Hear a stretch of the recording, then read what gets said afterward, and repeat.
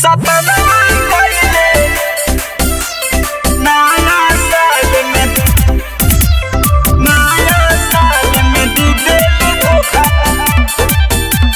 Music by कुंदन दास। सपना कइले छोड़ के खुश नहीं रहबू सुनाए गोरी हमरा के छोड़ के।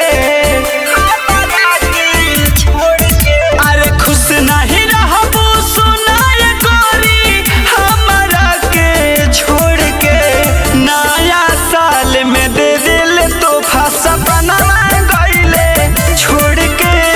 नया साल में दे दिल धोखा सपना गइले छोड़ के। नया साल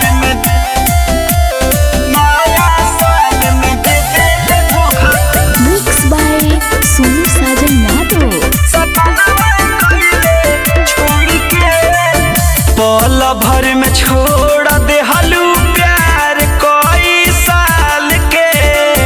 कह तू तो रख देती दिलावा निकाल के।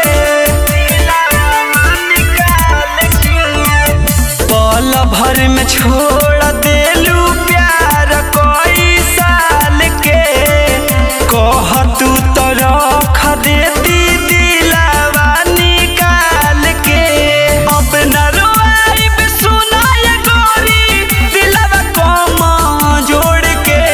नया साल में दे दिल तोहफा सपना गइले छोड़ के।